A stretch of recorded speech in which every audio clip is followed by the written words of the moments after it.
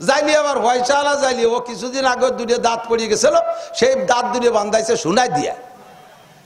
তুমি তোমার লাঠির মিসকি দেখাও, লাঠির জাকি দেখাও, তাহলে আমার সোনা দেখাবো। ও দাঁত বারে 20 রুপিয়া, ও দাঁত না বারে 20 টাকা করলি তো পারত। 20 রুপিয়াকে ভেসকি দিয়ে দাঁত দেখাইতেছে। এক বড় লোক লাঠি বানাইছে, লাঠির মাথা বানাইছে শোনাই দিয়ে। মাছ কিনতে যাইয়া জাইলের দোকানে যাইয়া লাঠি হাতের মধ্যে রয়েছে, থাক আদ্য কলিবারতে পারে না যে এই ভাগ এই ভাগ এই ভাগ কয় টাকা। উনি ওই লাঠির সোনাটুক দেখানোর জন্য, অহংকার জিতানোর জন্য সেই কুড়া লাঠির মাথা ঘুরে কয় এতনি এতনি মছলি কেতনি কেতনি কিমত। উর্দুতে কয় এই মাছ কয় টাকা দাম। যাইলি আবার ওই দিয়ে টের পাইছে যে তুমি তোমার লাঠির অহংকার দেয়াছো। যাইলি আবার ভয়সালা যাইলি ও কিছুদিন আগে দুটো দাঁত পড়ে গেছিল, সেই দাঁত দুটো বান্ধাইছে শোনাই দিয়া। তুমি তোমার লাঠির মিসকি দেখাও, লাঠির জাকি দেখাও, তাহলে আমার সোনা দেখাবো। ও দাঁত বারে 20 রুপিয়া, ও দাঁত না বারে 20 টাকা করলি তো পারত। 20 রুপিয়াকে ভেসকি দিয়ে দাঁত দেখাইতেছে। স্বর্ণের মধ্যে অহংকার আছে, এই জন্য স্বর্ণ দিয়ে তোমারে বানাই নাই। প্রত্যেক দামি পদার্থের মধ্যে অহংকার আছে। আমি অহংকার পছন্দ করি না। অহংকার করার অধিকার ক্ষমতা একমাত্র কার? আল্লাহু আকবার বলেন। আল্লাহু।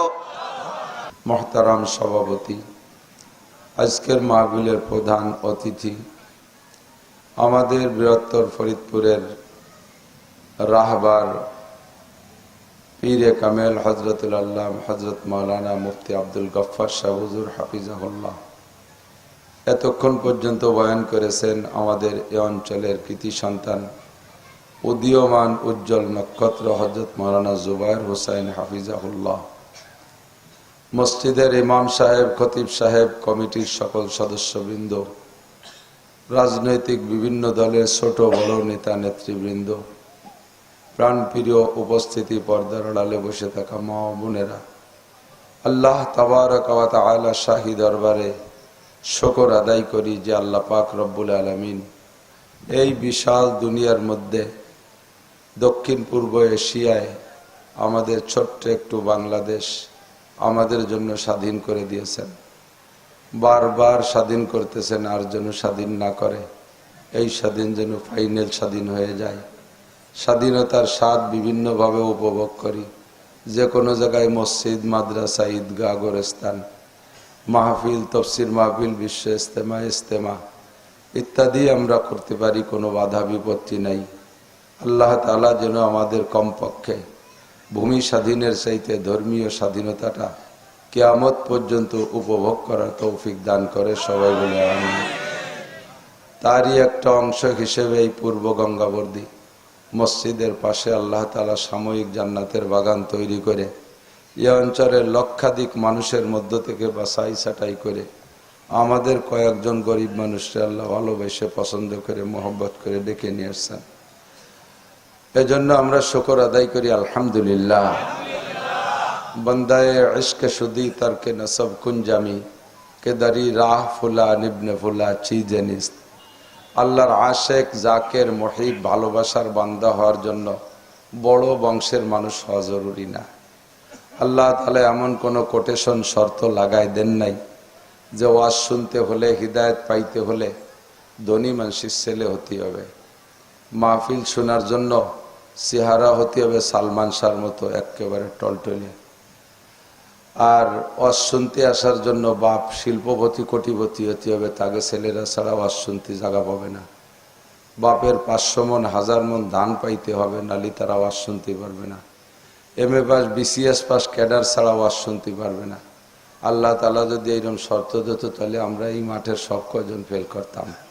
সবচেয়ে আগে ফেল করতাম আমি, স্বাস্থ্য চেহারা কিছুই নাই। আল্লাহ তাআলা এরকম কোনো শর্ত না দিয়ে সহজ করে দিয়েছে আমাদের জন্য যে এ রাস্তায় যেই আসবে আল্লাহ তাআলা তাকে বরণ করে নেবেন। এজন্য আমরা শুকর আদায় করি আলহামদুলিল্লাহ। তো অনেক মূল্যবান কথা, আসলে বর্তমানে চলছিল সুরের বাহার, নূরের গুরুত্ব শেষ। সুরের দাম, নূরের দাম নাই। মুফতি আব্দুল গফফার শাহ হুজুর ভাঙা ভাঙা কণ্ঠে কাটা কাটা যে কথাগুলো বলে গেছে, আমার মনে হয় বাংলাদেশের সব বক্তারা যদি বসে শুনতো, যারা একটু সুপায় জোর আছে, ভালো প্রতিবারে যারা, এরা যদি হুজুরের ওয়াজ শুনতো, শিরোনাম হিসেবে ওই ওয়াজ কয়টা মুখস্থ রেখে 20-22 বছর দুইয়ে মুছে খাতি পারত। এর সমস্ত ওয়াজের শিরোনাম হেডলাইন হুজুর বলে দিয়ে গেছেন। যদি বোঝার নিয়তে, জিন্দেগির হাল পরিবর্তন করার নিয়তে আমরা শুনে থাকি, যে কয়জন সেই সময় শুনছি, আমরা সাথে নেওয়ার চেষ্টা করব কথাগুলো, ইনশাআল্লাহ পরিবর্তন হবেই হবে। পরবর্তীতে আমাদের যুবক বক্তা হযরত মাওলানা জুবায়ের হোসাইন, বড় মাপের আলেম, শাইখুল হাদিস, হাদিস বুখারী শরীফ পড়ায়। তো সমস্যা হলো, ঘর কি মুরগি ডাল বরাবর। আপনাদের এই এলাকার ছেলে না, বাড়ির মুরগির ডাইল ডাইল বাব। উনি আমার সুলতান শাহী মাদ্রাসার মাঠে যায়, 20,000 শ্রোতা, সবচাইতে বেশি সুন্দর বয়ান করে সেখানে উনি। যারা বয়ান করে তার মধ্যে যুবকদের ভিতরে অন্যতম বক্তা। আর এ জায়গায় নিজেকে জুবায়ের তো নামে না কায়, নাসির হুজুর আসে না কায়, এই যে খেসর মেসর হচ্ছে সবাই, উনিও মন খুলে কথা কইতে পারেন, ওদিকে সময় টানাটানি লেগে গেছে। আমাদের কাছে দাওয়াত দিতে যায় পাবলিক, কত রং যে শুনি, আশ্চর্য হবেন। আইসে কয়, হুজুর আপনি যদি দাওয়াত না রাখেন তাহলে এই মাঠে মমতাজ রেদে গান দেব। অথচ আমার একটা ঘন্টাও খালি নেই, যে বাবু খালি করেন নালি মমতাজ রেদে গান দেব। আরে মমতাজ ঠেয়াতি হলি তো আমার জাতি হবে একটু। তাই জাগা বা জাগা, স্বাস্থ্যের সাথে পারি না, সময়ের সাথে পারি না, একটু ছোঁয়া দেয়া লাগে। আপনি না আনলি অমুক ভণ্ডরে আনবো, এ বাউল বক্তা আনবো, ইত্যাদি ইত্যাদি ভয় দেয়। তো এজন্য সময়ের ভাগ করতে যাইয়ে জায়গায় জায়গায় কম হয়ে যায়। লম্বা সময় না, যে কয়টা কথা যেই বলছে সারা রাত শুনলে শোনা যাবে, সারা রাত বললেও বলা যাবে, কিন্তু লম্বা টাইম কথা হলে পিছনের কথাগুলো ভুলে যায়, এটাই নিয়ম। এজন্য হুজুর আলাইহিস সালাতু ওয়াস সালামের বয়ানের তর ছিল মাগরিবের পরে ঘণ্টাখানিক, ফজরের পরে ঘণ্টাখানিক, যতক্ষণ মানুষের মন মানসিকতা ভালো থাকে। লম্বা টাইম কথা বললে শুনলে শেষের দিক যে ব্রেন উঠতে যায়, আর নগদেরটা মনে থাকলেও পিছনেরটা ভুলে যায়। তো আমরা ক্লাসের মতো, স্কুল কলেজ মাদ্রাসায় ক্লাস হয় 35-40 মিনিটের, এটা পিরিয়ড হয় না, এরকম পিরিয়ড ভাগ করছে কেন জানেন? মনস্তাত্ত্বিক বিজ্ঞানীরা হিসাব করছে যে একজন মানুষের মন মানসিকতা একটা লোকের কথা শোনার জন্য কতক্ষণ স্বাভাবিক থাকে। তো দেখা গেল 35 থেকে 40 মিনিট, 50-60, 1 ঘন্টা যদি কেউ কথা বলতে যায় কোনো প্রফেসরে, তাহলে শেষের দিক যাইয়া পোলাপান কথা না শুনে পিছনে বসে মোবাইল টেপে খোসাখুসি টিপাটিপি বাদাম খাওয়া খাই করে। কাজে কাজে শেষের ওই সময়টুক নষ্ট না করে যতটুকু সময় কাজে লাগে 40 মিনিট, এইটুকু একটা তার পিরিয়ড ভাগ করা হয়েছে। আমরাও সেভাবে যদি বয়ান শুনতাম আর করতাম তাহলে আমাদের সকলের জিন্দেগিতে কাজে লাগতো। এর নগদ আর একটা প্রমাণ বলে আমি কথার দিকে যাচ্ছি, সেটা হলো দাওয়াত ও তবলিগের বয়ান তো শুনেছেন। তবলিগের বয়ান শুনছেন নি কেন? তবলিগ ভালো লাগে তো? জান আর না জান ভালো লাগে কার কার? একটু আল্লাহরে হাত দেখাবেন। সময় নাই, যান না, ঝামেলায় পড়ে যান না, নফসের ধাক্কায় পারেন না, সকলের ভালো লাগে তো? মাশাআল্লাহ। যাই হোক, তবলিগের লোক আছে, কথা বলতে সহজ। দেখেন মাগরিবের পরে 40-45 মিনিট, ফজরের পরে 40-45 মিনিট। বিশ্ব ইজতেমার মাঠে কত বক্তা আসে, 2-2.5 ঘন্টা 3 ঘন্টা ধরে কেউ বয়ান করে না, ঠিক না? আরো বক্তার ভিতরে অহমিকা অহংকার যাতে না আসে, এই জন্য ইজতেমার মাঠে কোনো বক্তার নামও বলেন। আর আমাকে এই জায়গা তো একেবারে বাপরে বাপ, খানিক দূরিতে আইডি নাড়াই দেওয়ার মতো নাড়াইতে বিদ্যুতি দিতে আনে। যাক আইডি নাড়াই চলছেন না, ওই যে গরু ষাট যুদ্ধ আর কি, খানিক দূরিতে দুইটার পিছনে তাই না দল ধরে এই তকবির দিতে আনে। এরপরে আইসে স্টেজে দাঁড়ায় আল্লামাতু দাহার, কুমকুমাতু নাহার, কালা গাছের থোড়, হাওড়ার ব্রিজ, তাল গাছের গুড়া, বাঁশঝাড়ের মুড়া, রইসুর শায়াতিন, মুফাসসিরে কুদাল, এক গাদি কতি কতি বক্তার পেট ফুলিয়ে বাইটি যার কায়দা, শেষে গুড়ার ডিব পাস করতে পারে না। এই সব কিছু থেকে বক্তাদেরকে পরিচ্ছন্ন রাখতে হবে। এই আল্লামা ফাল্লামা এইগুলো কি দরকার আছে? কোনো দরকার নেই। এখন অস করবে, যার নাম কবেন, আমারটা আমি বলে দে, নাসির শাহ হুজুর অস করবে, একটু কলি যথেষ্ট। আর আপাতত গোপালগঞ্জেও কইেন না, ভাব ভালো না, এক বিপদ হয়ে গেছে। খালি নাম কইেন, সারা বাংলাদেশে চেনে। আল্লাহু আকবার। এদিক তো আল্লাহ পাক রব্বুল আলামিনের কাছে আমরা শুকর আদায় করি যে আল্লাহ তাআলা আমাদের মুসলমানের ঘরে সৃষ্টি করেছেন। এটা বলবেন না?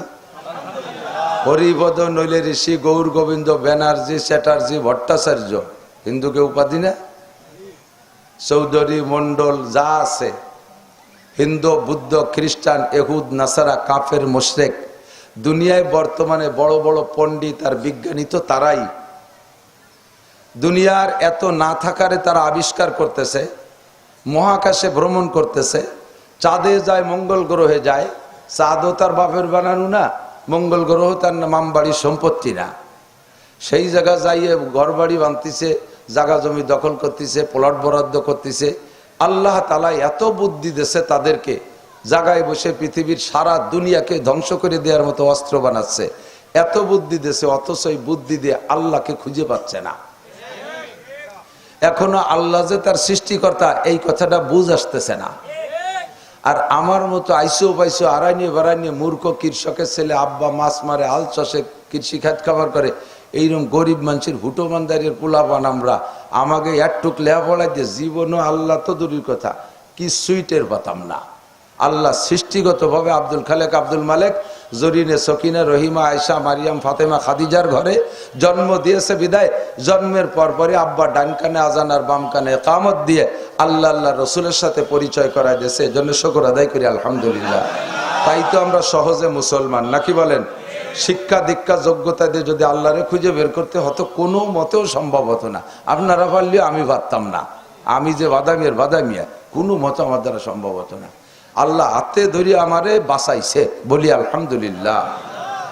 এবার বাঁচানোর পরে, মুসলমানের ঘরে সৃষ্টি করার পরে মুসলমানের ঘরে জন্ম নেওয়ার তৌফিক দেওয়ার পরে আবার আমি যাতে পথভ্রষ্ট হইয়া না যাই, কাফের মুশরিক ইহুদ নাসারাদের ধান্দায় পড়িয়ে আমার এই নুরানি সম্পদ ইমানকে আমি যাতে হারাই না ফেলি, এজন্য আল্লাহ তাআলা আমার পাহারাদারির জন্য, গাইডলাইনের জন্য শ্রেষ্ঠ নবী, বিশ্ব নবী মুহাম্মদুর রাসূলুল্লাহ সাল্লাল্লাহু আলাইহি ওয়াসাল্লামকে আল্লাহ তাআলা আমার রাহবার, আমার উস্তাদ, আমার মাওলা হিসেবে সৃষ্টি করেছে, বলি আলহামদুলিল্লাহ। মাওলার মানে গার্জিয়ান, আল্লাহ মাওলা, আল্লাহ মাওলা, খালেক, আল্লাহ সৃষ্টিকর্তা মাওলা। আমরা দুরূদ শরীফের ভিতরে কই আল্লাহুম্মা সাল্লি আলা সাইয়্যিদিনা মাওলানা মুহাম্মদ। মুহাম্মদ সাল্লাল্লাহু আলাইহি ওয়াসাল্লাম আমাদের মাওলা। মাওলা মানে গার্জিয়ান, অভিভাবক। তো এমন সুন্দর অভিভাবক আমাদেরকে দিয়েছেন, যার তুলনায় অভিভাবক আর নবী জগতে আসে নাই আর আসবেও না। এজন্য আমরা শুকর আদায় করি আলহামদুলিল্লাহ। পাশাপাশি 104খানা আসমানি কিতাব আল্লাহ তাআলা মানব জাতির হিদায়াতের জন্য দিয়েছে। এটা হলো আসমানি। এই যুবকরা আমার দিকে খেয়াল করো, তোমরা মনে হচ্ছে যে হুজুরকে দায়িত্ব আজ করে খাবে। আমরা কোনোদিন ওই স্টেজ ভাগে পাবো না, খালি খালি অত জরুরি ভাবে শুনবো কেন? তোমরা একটু শোনো লক্ষ্য করে, পড়িয়ে লেগে মুনি শিওর দিন শেষ।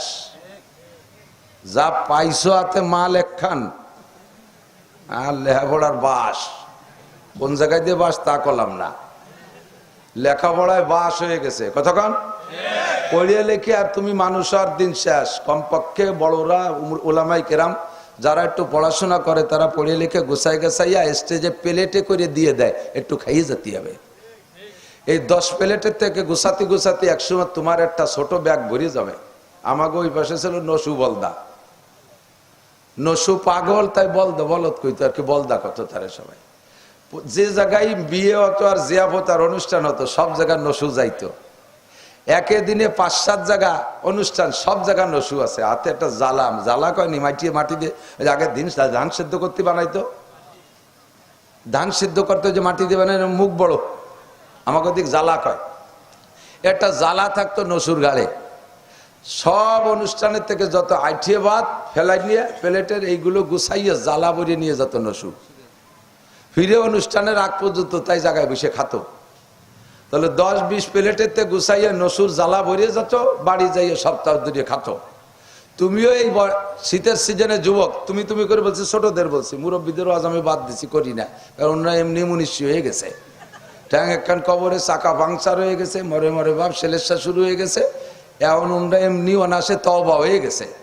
যারা সমাজ ধরে নষ্ট করে তারা ছোট, এই জন্য তুমি করে করছে, রাগ হচ্ছে না? এবার তুমি যুবক, এই শীতের সিজনে 10টা মাহফিলের থেকে 10 বক্তার থেকে 10 প্লেট গুছাই নিয়া ব্যাগে রেখে দিবা।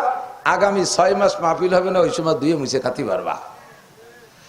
তো আল্লাহ তাআলা নবী রসুলকে পাঠিয়েছেন, সর্বশ্রেষ্ঠ নবী মুহাম্মদুর রাসূলুল্লাহ সাল্লাল্লাহু আলাইহি ওয়াসাল্লাম। 104 খানা আসমানি কিতাব পাঠিয়েছেন, আমাদের শিক্ষা সিলেবাস। এটা আমাদের মানব জাতির সংবিধান, শুধু মুসলিম সংবিধান না, গোটা মানব জাতির সংবিধান। পাঠিয়েছে কে? আদম আলাইহিস সালামের কিতাব কে পাঠাইছে? সব কিতাব লৌহে মাহফুজের মধ্যে ছিল, সব কিতাব একটা একটা করে আল্লাহ তাআলা পাঠাইছে। তো সর্বশ্রেষ্ঠ কিতাব হলো আখেরি কিতাব কুরআনে কারীম, নাকি বলেন? এর মধ্যে কোনো একটা আয়াত সম্পর্কে আপনার সন্দেহ আছে? পুরোটার মধ্যে সন্দেহ আছে? এটা পরিবর্তনযোগ্য? এই কিতাবটা আল্লাহ তাআলা আমাদের জন্য বরাদ্দ করেছেন। এই এক কিতাবই কিয়ামত পর্যন্ত জন্য যথেষ্ট, বলেন আলহামদুলিল্লাহ। তো যেই কিতাবটা কিয়ামত পর্যন্তর জন্য যথেষ্ট, এই কিতাবটা আদম আলাইহিস সালামের কাছে দিত, তাহলে সব নবীর উম্মত এই কিতাবের মধ্যে দিয়ে চলে যেত। এত ঘন কিতাবের দরকার কি? তাও 104 খান, 1 খান 2 খান না, 104 খানা আসমানি কিতাব। এত কিতাবের দরকার কি? তো বলা হয় এত কিতাবের দরকার হলো সব ক্লাসের ছাত্রের যোগ্যতা একরকম না। কতক্ষণ? ছাত্র যেমন তার বইও, তার শিক্ষকও তেমন। রুহের জগৎ থেকে আল্লাহ তাআলা আদম আলাইহিস সালামের সময় 1.25 লক্ষ মানুষকে বের করে পাঠাইছে, তারা একেবারে পাতাড়িয়নের ছাত্র। পাতাড়িয়ন চেনেন? মুরব্বীরা চিনতে পারে। আমরা ছোটবেলায় স্কুলে যেতাম, বেঞ্চ টেন্স প্রথম ক্লাসে পাতাম না, তাল পাতার পার্টি। 2-1 জন একটু হয়টা না করলে হবে না, ছিলেন না তাল পাতা পার্টি? আর তাল পাতায় লেখছেন না, এই ক্লাসের নাম পাতায় বসা, পাতায় লেখা বলে ক্লাসের নাম পাতাড়িয়ন। তো আদম আলাইহিস সালাম থেকে নিয়ে নূহ আলাইহিস সালাতু ওয়াস সালাম পর্যন্ত এরা হলো পাতাড়িয়নের ছাত্র। একে যদি 4-5 এর বই দেয় তাহলে পারবে এরা? এই জন্য তাদের জন্য কেমন বই দরকার সেই রকম বই দিয়েছে, তাদের জন্য সেটা দরকার। এবং উস্তাদও যেমন ক্লাস 1 এর উস্তাদ কি MA ক্লাসে পড়াতে পারবে? আর MA ক্লাসের উস্তাদরা কি 1 দিলি সে পড়ায়, সে কি চাকরি করবে? কাজেই ওই সময় ছাত্রও যেমন, নবীও তেমন, বইও তেমন। ধীরে ধীরে উন্নতি হতে তালে আছে।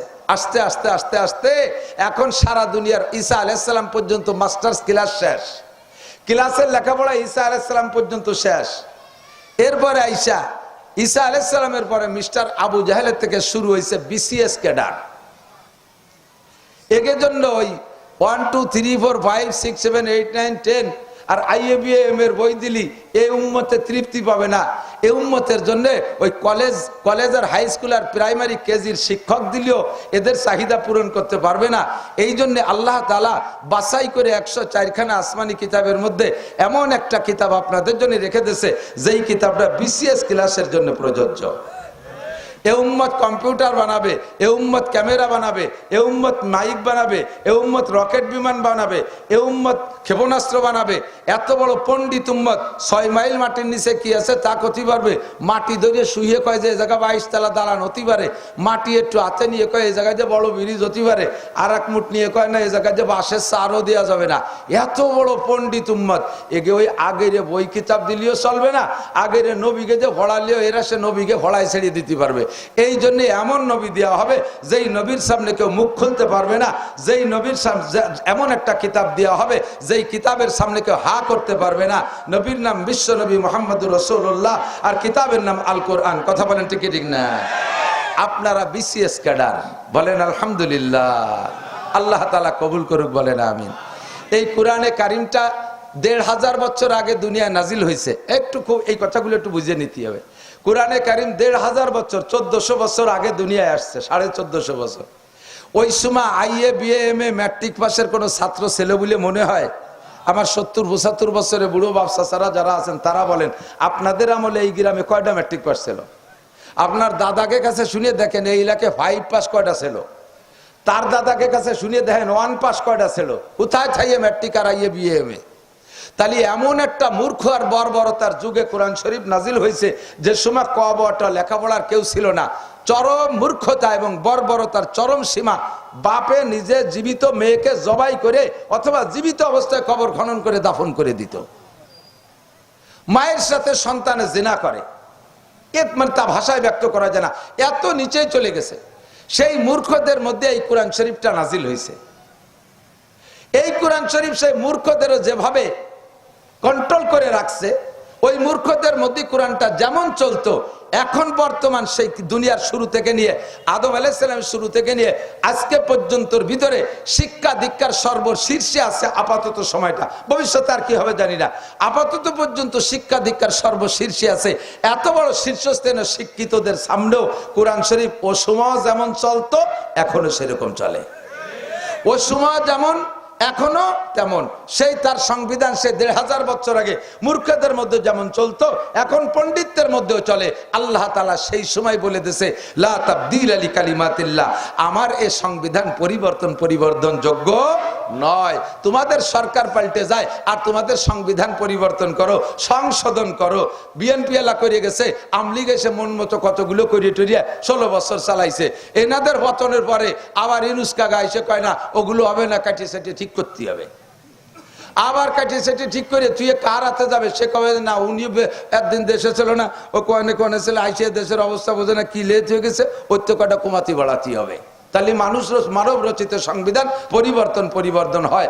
আর আল্লাহ রচিত সংবিধান কোরআনে কারীম বিসমিল্লাহির রহমানির রহিম আলহামদুলিল্লাহি রাব্বিল আলামিন থেকে নিয়ে মিনাল জিন্নাতি ওয়ান নাসের সিন পর্যন্ত একটা হরফও পরিবর্তনযোগ্য নয়, একটা নুক্তাও পাল্টানোর দরকার নাই, একটা মাসালাও পাল্টানোর দরকার নাই, একটা আয়াত পাল্টাই ও জায়গায় আর একটা কিছু ঢুকানোরও প্রয়োজন, এবং পরিপূর্ণ কোন জায়গা ফাঁক নাই সেই জায়গাটা আঙ্গুল ঢুকবা, কোন জায়গায় একটু বাড়িয়ে গেছে সেইটুকু কাটিয়ে ফেলাই দেওয়া, এরকম কোনো সুযোগ নেই।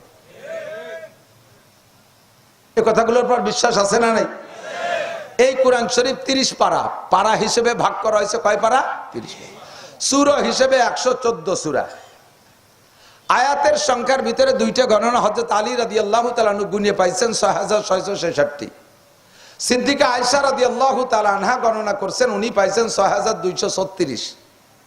এই পার্থক্যটা, তার ভিতরে কিছু কথা আছে, এই দিয়ে আমাকে দরকার নাই, তারপরে অল্প একটু কয়ে যাই যে মতানৈক্য কেন। মতানৈক্য হওয়ার কারণ হলো আমরা সূরা ফাতিহা পড়ি না, সিরাতাল্লাযীনা যারা কোরআন শরীফ দেখে পড়তে পারেন যাই দেখেন, কোন কোন নুসখায় লেখা আছে আলহামদুলিল্লাহি রাব্বিল আলামিন এক আয়াত, আর রহমানির রহিম এক আয়াত, মালিক ইয়াউমিদ্দিন এক আয়াত, ইয়্যাকা না'বুদু ওয়া ইয়্যাকা নাস্তাঈন এক আয়াত, 4 আয়াত, ইহদিনাস সিরাতাল মুস্তাকিম 5, সিরাতাল্লাযীনা আন'আমতা আলাইহিম 6, গায়রিল মাগদুবি আলাইহিম ওয়ালাদ-দাল্লিন 7। এর নাম সাবুল মাসানি। আবার কোন কোন নুসখায় লেখা আছে শুরু দিয়ে আয়াত শেষে যাইয়া সিরাতাল্লাযীনা আন'আমতা আলাইহিম গায়রিল মাগদুবি আলাইহিম ওয়ালাদ-দাল্লিন, এই দুটো মিলে এক আয়াত। তাহলে সূরা ফাতিহার নাম যে তো হাদিসের মধ্যে আছে 7 আয়াত বিশিষ্ট সূরা, তাহলে শেষের 2 আয়াত মিলে যদি এক আয়াত হয় তাহলে আর এক আয়াত কয় যে বিসমিল্লাহির রহমানির রহিম আর এক আয়াত। এইভাবে ভাগ করিয়া আয়াতের ভিতরে কিছু কাটছাড় ব্যাসকম হয়েছে, তাতে আয়াত সংখ্যা যাই হোক না কেন, যে আয়াত কোরআন শরীফের 6666 বা 236 আয়াতের মধ্যে আল্লাহ তাআলা আমাদের গোটা জিন্দেগীর সংবিধান দিয়ে দিয়েছে। বোঝে নাই? গোটা জিন্দেগীর সংবিধান কোথায় আছে কোন? জোরে বলেন কোন? ব্যক্তি জীবন চালানো, পরিপূর্ণ ব্যক্তি জীবন চালানো সম্ভব কোরআন দেখে। পরিবার জিন্দেগি, পারিবারিক জিন্দেগি পরিচালনা সম্ভব কোরআন দেখে। আছে না নাই? অর্থনীতি কোরআনে আছে না নাই? সমাজনীতি কোরআনে আছে, রাজনীতি কোরআনে আছে, আন্তর্জাতিক নীতি কোরআনে আছে, সব জিন্দেগির সমস্ত বিষয় আল্লাহর কোরআনে ভরপুর। আর এভাবেই যদি কোরআনকে সমাজে বাস্তবায়ন করা যায়, রাষ্ট্রীয়ভাবে বাস্তবায়ন করা যায়, আল্লাহ পাক রব্বুল আলামিন বলেন লাফাতাহনা আলাইহিম বারাকাতিন মিনাস সামাই ওয়াল আরদ। আসমান আর জমিন থেকে, আসমান থেকে রুজি আসে, আর জমিনের ভিতরে যে রুজিতে বরকত বাড়ে। কোন সুবহানাল্লাহ। কারণ জমিনের মধ্যে আল্লাহ তাআলা 2টা গুণ দিয়েছে। এই দিক খেয়াল করেন, জমিনের মধ্যে মাটির মধ্যে কয়টা গুণ? 2টা গুণ। যেই 2টা গুণ আল্লাহর বড় পছন্দ হয়। এই 2টা গুণ মাটি ছাড়া আর কাহার মধ্যে নাই, স্বর্ণের মধ্যে নাই, রূপর মধ্যে নাই, আগুনের মধ্যে নাই, আর কাহারও মধ্যে নাই। এই 2টা গুণ পানির মাটির মধ্যেই আছে। 1 নম্বর গুণ হলো মাটির ভিতরে ধৈর্য, মাটির মধ্যে ধৈর্য, সবর। মাটির ভিতরে ধৈর্য আর সবর আছে। 1 মাটির উপরে 50 তলা দালান বানাইছেন, মাটিতে কোনোদিন কয় না মিয়া তুমি তো 2 মণ বতি পারো না, আমার গাড়ি এত বড় উঠে দিলে কে কইছে কোনোদিন? আবার 100 বছর ওই দালান ব্যবহার করার পরে বুলডোজার দিয়ে ভাঙ্গেছিল, সে জায়গা 30 হাত খুঁজে ভুয়ো একটা বানাইছে পুকুর। মাটিতে এ সময় কয় না মিয়া তোমাকে মতো জালেম নাই, একদিন বিশাল বোঝা একটা গাড়ি উঠে দিয়েছিলে, আজকে কোদাল দিয়ে খুঁজে গা একেবারে শেষ করে ফেলাই দিলে কইছে কোনোদিন? জীবন ভরে পান নিচে থাকে, হাইটে হাইটে কত কত ওয়েটের পুরে দেই, কোনোদিনও মাটিতে বিরক্ত বোধ করে না। মাটির ভিতরে ধৈর্য। 2 নম্বরে মাটির ভিতরে আরেকটা গুণ আছে, সেটা হলো আমানতদারি আর বরকত। মাটিরে যা দেবেন মাটি তার চেয়ে বেশি দেয়। 1 কেজি পেঁয়াজের বীজ বুনাই দেন 20 মণ পেঁয়াজ দেয়, 1 কেজি পাটের বীজ বুনাই দেন 20 মণ পাট দেয়, একটা আমের আঠি দেন 100 বছর পর্যন্ত হাজার হাজার আম দেয়, একটা নারকেল দেন মাটিরে 50 বছর পর্যন্ত শত শত নারকেল দেয়, একটা কাঁঠালের বীজ দেন 100 বছর পর্যন্ত সে হাজার হাজার কাঁঠাল দেয়। এটা হলো মাটির স্বভাব। মাটির মধ্যে আল্লাহ তাআলা বরকত রাখছে। এই জন্যে আল্লাহ তাআলা মানুষকে বানাইছে মাটি দিয়ে। স্বর্ণের মধ্যে অহংকার, দিক তাকান, মানুষ সর্বশ্রেষ্ঠ সৃষ্টি, এরা আল্লাহ তাআলা সর্বশ্রেষ্ঠ দামি পদার্থ দিয়ে বানাইতে পারতেন, হীরা কাঞ্চন মণি মুক্তা দিয়ে বানাইতে পারতেন, সোনা আর রূপো দিয়ে বানাইতে পারতেন। কয় না ওই দিয়ে বানানো যাবে না, এর ভিতরে অহংকারে ভরা। যার গলায় হীরা কাঞ্চন আছে তার দিকে তাকানো যেন খালি এরকম জাকি দেয়। যে মহিলা সারা গায়ে অলংকার ব্যবহার করে, অলংকার বিহীন মহিলাকে সাথে কথা বলতেও সে ঘৃণা বোধ করে। কতক্ষণ? যার হাতে, পুরুষের ভিতরে যদি হাতে একটা আংটি থাকে, স্বর্ণের আংটি থাকে, গুড়োই গুড়োইয়া আংটি বিহীন হাতটারে ওই পাশে সরাই রইয়া আংটি এলা হাতটারে খালি সামনে দিয়ে নাচায়। কথা কয় না? এক বড় লোক লাঠি বানাইছে, লাঠির মাথা বানাইছে সোনা দিয়ে। মাছ কিনতে যাইয়া জাইলের দোকানে যাইয়া লাঠি হাতের মধ্যে রয়েছে, থাক আদ্য কলিবারতে পারে না যে এই ভাগ এই ভাগ এই ভাগ কয় টাকা। উনি ওই লাঠির সোনাটুক দেখানোর জন্য, অহংকার জিতানোর জন্য সেই কুড়া লাঠির মাথা ঘুরে কয় এতনি এতনি মছলি কেতনি কেতনি কিমত। উর্দুতে কয় এই মাছ কয় টাকা দাম। যাইলি আবার ওই দিয়ে টের পাইছে যে তুমি তোমার লাঠির অহংকার দেওয়াছ। যাইলি আবার পয়সাওয়ালা যাইলি, ও কিছুদিন আগে 2 দাঁত পড়িয়ে গেছিল, সেই দাঁত 2 বান্ধাইছে সোনায় দিয়া। তুমি তোমার লাঠির বেশকি দেখাও, লাঠির জাকি দেখাও, তাহলে আমার সোনা দেখাবো। ও দাঁত বারে 20 রুপিয়া, ও দাঁত না বারে 20 টাকা করলি তো পারতো। 20 রুপিয়াকে ভেসকি দিয়ে দাঁত দেখাইতেছে। স্বর্ণের মধ্যে অহংকার আছে, এই জন্য স্বর্ণ দিয়ে তোমারে বানাই নাই। প্রত্যেক দামি পদার্থের মধ্যে অহংকার আছে। আমি অহংকার পছন্দ করি না। অহংকার করার অধিকার ক্ষমতা একমাত্র কার? আল্লাহু আকবার। বলেন আল্লাহু আল্লাহু আকবার। বাংলাদেশে কোনো আকবর আছে আল্লাহ ছাড়া? নামে আকবর থাকতে পারে, সে আকবরের নাম শুরুতে আব্দু আছে, আব্দুল আকবর বলতে হবে। আকবর একমাত্র কে? আল্লাহ। কথা বলেন ঠিক না? আল্লাহ। দুনিয়ার কোন নেতারে আকবর বলা যাবে না, মহান নেতা। কিসের সাতার মহান? 2 মিনিটের ভিতরে এক মহান তালাশ করে পাওয়া যাচ্ছে না বাটি চালান দিয়ে। তাই কিসের মহান হলো? ঠিক কিনা? কাজে মহান সবকিছু, সর্বমহান কে? রব্বুল আলামিন। তো আল্লাহ বলেন অহংকার আর তাকাব্বুর আমি পছন্দ করি না, বিদায় এই অহংকারী ম্যাটেরিয়াল দিয়ে আমি তোমাদেরকে বানাই নাই। মিনহা খলাকনাকুম, মিনহা খলাকনাকুম পড়েন না কে? তোমারে বানাইছি কি দিয়া? মাটি দিয়ে। হা মানে মাটি, মিনহা খলাকনাকুম, মাটি দিয়ে বানাইছি।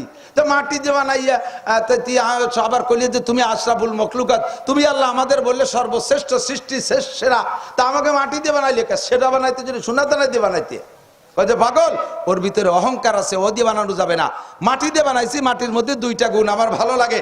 1 নম্বরে ধৈর্য, আর একটা হলো আমানতদারি, বরকত।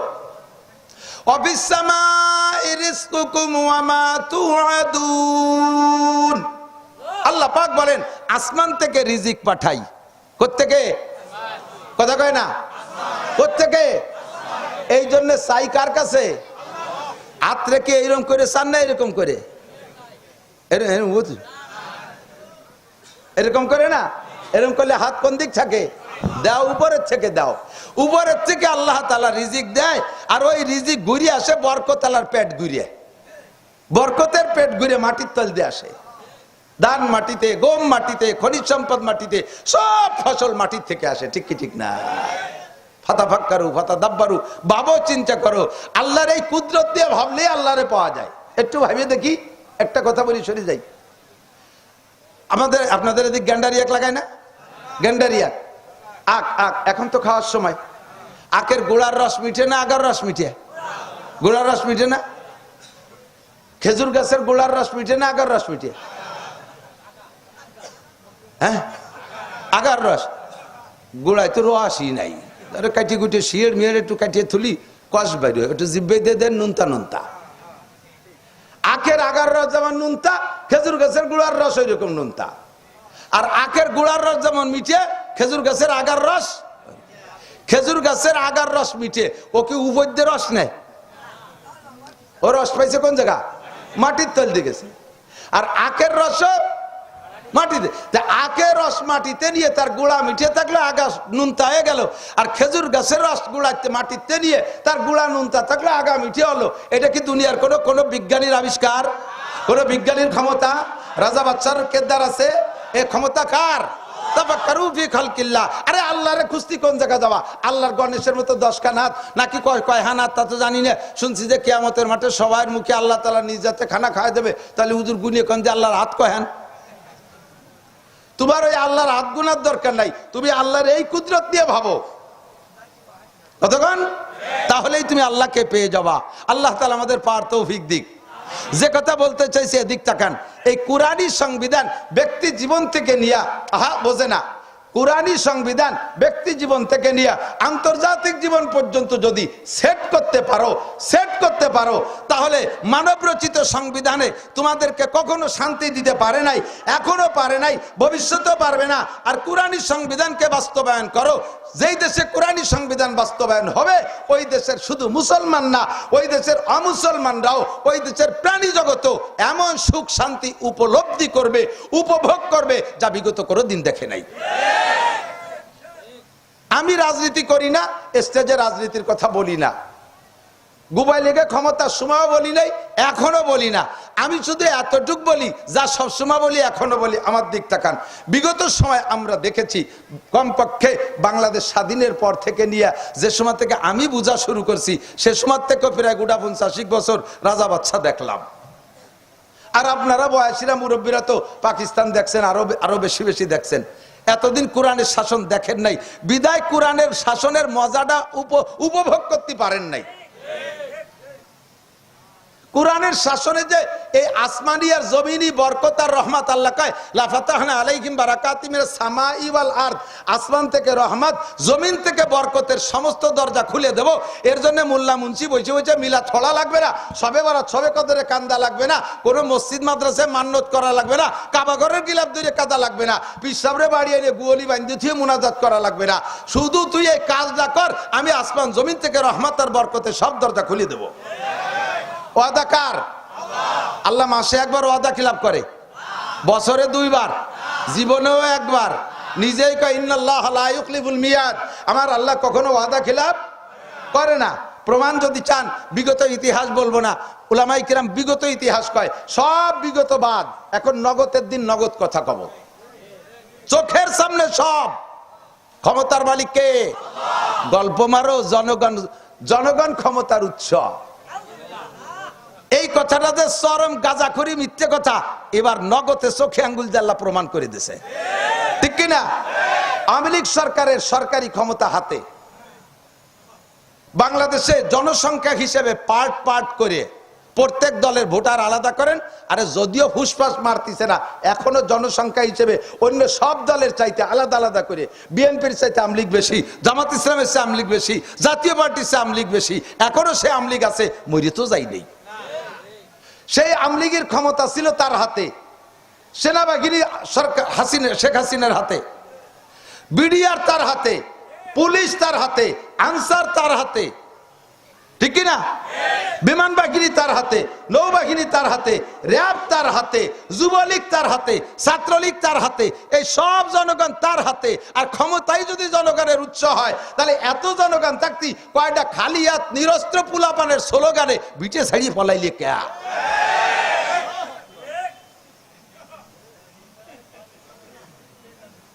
জন্মের সত্যি কথা কইছি না? এখনো এই কথা যারা কয় জনগণ ক্ষমতার উৎস, তারাও একদিন দাবড় খাবে। যে এই কথায় বিশ্বাসী তাকে আল্লাহ দেখায় ছেড়ে দেবে, তোর সব জনগণ দিলাম, থাক এবার টেক, তুই কি ভাড়া পারিস। আমি এই যে আমলিগলে হিট মারছি না, সকলকে শিক্ষা দিচ্ছি। সবাই ফাতাবিরু ইয়া উলিল আবসার, বুদ্ধি থাকলে এখান থেকে উপদেশ গ্রহণ করো। ক্ষমতা জনগণ, জনগণ ক্ষমতার উৎস না, ক্ষমতার উৎস আমার কে? আল্লাহ যদি ক্ষমতা দেয়, কাম মিন ফিয়াতিন কালিলাতিন গালাবাত ফিয়াতান কাসীরাতান বিইজনিল্লাহ। বদরের যুদ্ধে মুসলমান 313 জন। কয়জন? 313। তরবারি 3 কেন, জুনাদার তরবারিও না, গোড়া 3 দিয়ে, উট 2 দিয়ে, খালি মালগুলো ওকে ফিটিয়ে এনেছে আর নিজেরা গেছে আইটিয়ে। আর মক্কা থেকে আবু জাহেল, মক্কা থেকে আবু জাহেল 1000 সৈন্য আনছে, বাছাই করে একেবারে সবচাইতে তেজি ইসরায়েলি সৈন্য, বাছাই করে 1000। অস্ত্র আনছে মার্কাবা ট্যাঙ্ক, যানবাহন, সাজোয়া যান, শ্রেষ্ঠ ঘোড়া, প্রত্যেকের পাশার নিচে একটা। আর 500 ঘোড়ার উটের পিঠে, 100 উটের পিঠে শুধু যুদ্ধের সরু সামান বয় আনছে। তাহলে এতর সামনে 313 জন মোল্লা মুন্সি, 3 খেন তরবারি, কি হয় কন্দি দেই? কিছু আর কথা। ক্ষমতার উৎস জনগণ নয়, আল্লাহ যে ক্ষমতার উৎস প্রমাণ করে দেখাই দিয়েছে। কিসসা সবাই জানেন, শুধু আমার তরতিবে আসছে তাই আমি ইশারা দিয়ে যাচ্ছি। আল্লাহ পাক রব্বুল আলামিন এই 313 জনের হাতে ওই 1000-এর 70 ডরে জায়গায় জবই দিয়ে জাহান্নামে পাঠায় দিয়েছে, আর 70 ডরে ধরে গুগু মুড়াই দিয়ে বান্ধে বাড়ি নিয়েছে। আর কয়টা কোন পাশে লুঙ্গি খুলি দিয়ে পলাইছে তার ঠিক নেই। সমস্ত মালামাল ফেলাই দিয়ে বিল আর আলি সরের মধ্যে দৌড়াইছে খালি ড্যাংটা হইয়ে, জুতো ভাই দিতে সময় পাইনি। আর এই উটমুট সব মুসলমানরা দখল করে নিয়েছে। ক্ষমতার উৎস কি জনগণ না আল্লাহ? আল্লাহ তাআলা বলেন, তুমি আমার এই কোরআনী সংবিধানকে সর্বক্ষেত্রে বাস্তবায়ন করো। এরকম চোখের সামনে যেমন এবার দেখাইছি, ভবিষ্যতে বেয়াদবি কেউ করলে তারও দেখাই ছেড়ে দেবো। এর রহমত আর বরকত যদি তুমি পাইতে চাও, তাহলে চোখের সামনে দেখো, আমি টাকা দেবো। যদি কেউ যাইতে চান, আমি সব টাকা দেবো না, আপনিও দেন, আমি কয় টাকা দেবো, আফগানিস্তান যে দিয়ে আসেন। মাত্র 22 সালে তারা স্বাধীন হয়েছে, 22-এর পরে 24, 2 বছর চলে, 21 সালের শেষে 2 বছর, অনলি 2 বছর। এই 2 বছরে আফগানিস্তান 2 বছর আগে কি করছে? রাশিয়াওয়ালা মারছে 20 বছর। আর আমেরিকার নেতৃত্বে ন্যাটোর 42টা দেশ আইসা বিশ্বের শ্রেষ্ঠ অস্ত্র দিয়া এই মুল্লাকে মাইরিয়ে বিটে ছাড়া করছে, বাংকারের মধ্যে ঢুকাই দিছে, পাহাড়ের তলে ইন্দুরির মতো গর্ত বানায় পলায় পলায় রয়েছে এই মুল্লা মুন্সিরা। কিছু নাই, আছে কয়টা রাইফেল ক্লাসিনকপ, দূরিতে হুশ করে একটা মারিয়ে দিয়ে ইন্দুরি গাড়ার মধ্যে যে পলায়।